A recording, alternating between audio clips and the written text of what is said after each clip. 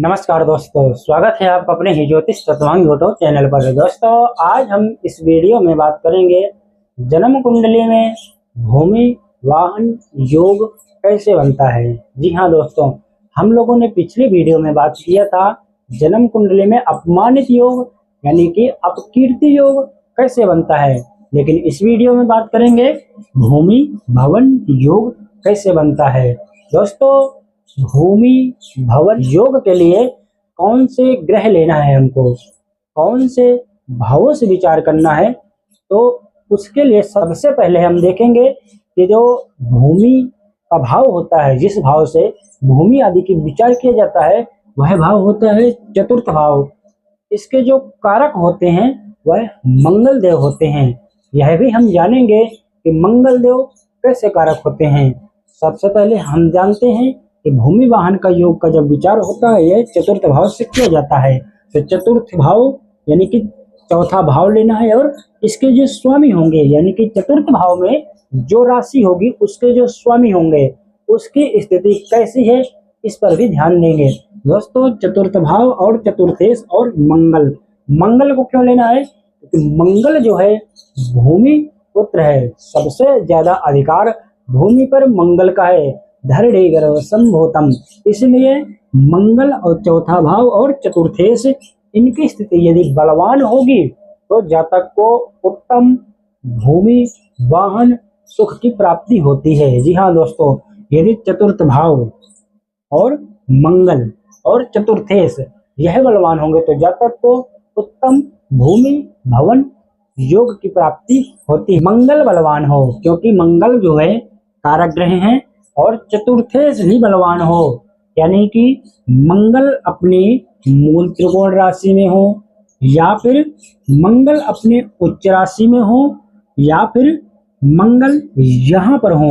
सबसे अधिक ज्यादा फल मिलेगा मंगल उच्च के हो या फिर मूल त्रिकोण राशि में हो। इसी प्रकार जो चतुर्थेश होते हैं, चतुर्थेश यहाँ कौन है, कर्क राशि है, तो कर्क राशि के स्वामी चंद्रदेव यहाँ पर चतुर्थेश होते हैं। तो चंद्रमा यहाँ या तो अपने घर पे हो यानी कि चतुर्थ भाव में हो या फिर चंद्रमा धन भाव में चले जाए। चंद्रमा जब धन भाव में जाएंगे तो यहाँ पर चंद्रमा उच्च के हो जाते हैं। ऐसी स्थिति में जातक को भूमि वाहन का सुख की प्राप्ति होती है, क्योंकि जो कारक हैं वह भी बलवान है और चतुर्थेश वह भी बलवान है। कारक यहाँ विराजमान होंगे तो यहाँ से सप्तम दृष्टि से देखेंगे और चतुर्थ भाव मंगल से युक्त हो उत्तम भूमि वाहन सुख की प्राप्ति होती है।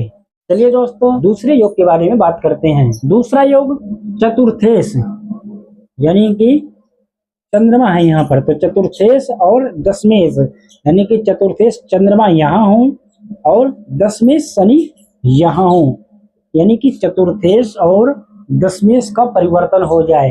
यह भी एक उत्तम भूमि वाहन योग बनता है। साथ ही साथ मंगल भी बलवान होना चाहिए, यानी कि मंगल उच्च के हों या फिर मूल त्रिकोण राशि के हों, तो ऐसे में जातक को उत्तम भूमि वाहन सुख की प्राप्ति होती है। यहाँ पर हम लोग को यह नहीं देखना, क्योंकि शनि और चंद्र शनि का आपस में समसप्तक हो गया, यह योग अच्छा नहीं माना जाता। लेकिन हमको यहाँ पर यह योग का विचार नहीं करना, क्योंकि चंद्र जो है शनि के घर में हो गए, शनि जो है चंद्र के घर में हो गए, इन दोनों का आपस में परिवर्तन हो गया।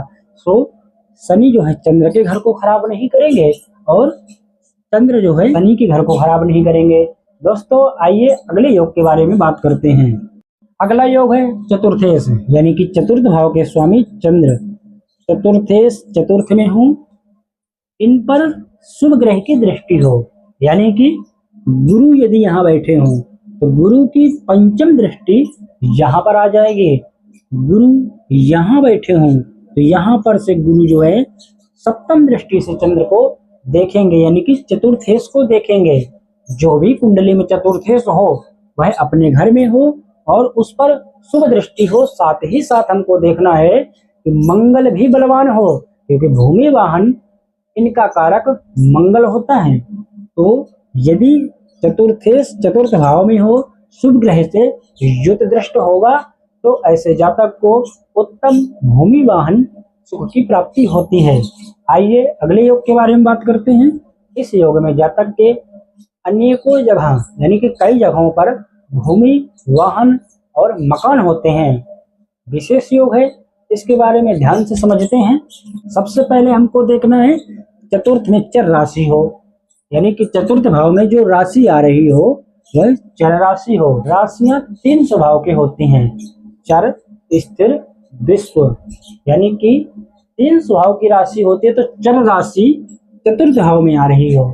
आइए जानते हैं चर राशि कौन सी है। हमको इसको समझने के लिए हमको यहाँ पर जैसे कि चर, स्थिर,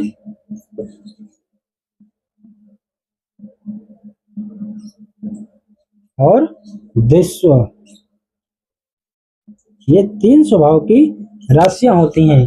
इसको हमको देखना है कि चर राशि कौन सी है, विश्व राशि कौन सी है और स्थिर राशि कौन सी है। तो इसको देखिए ऐसे 1 2 3, इसी प्रकार इसको पुनः कर देना है 4 5 6 7 8 9 10 11 और 12।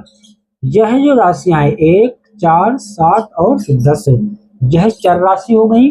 2 5 8 और 11 यह हो गई स्थिर राशि। विश्व राशि 3 6 9 12।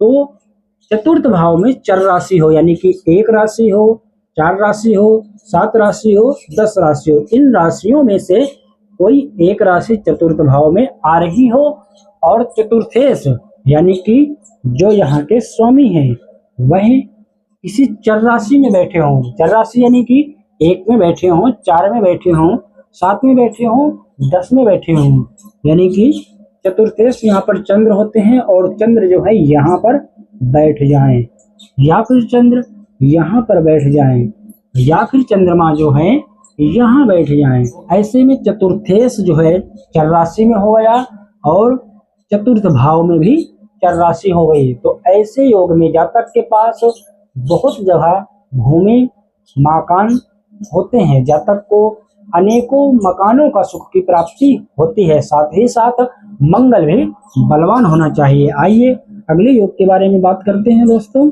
अगला योग चतुर्थेश यानी कि चतुर्थ भाव के जो स्वामी है यह धन भाव में हो या फिर लाभ भाव में हो, यह भी एक भूमि भवन योग बनता है। इसके लिए भी हमको विचार करना पड़ेगा, मंगल भी बलवान होना चाहिए क्योंकि मंगल भूमि भवन का कारक ग्रह होता है। दोस्तों कुछ इस प्रकार से हम लोगों ने कुछ विशेष भूमि भवन योगों के बारे में समझा। वीडियो देखने के लिए आपका बहुत बहुत धन्यवाद।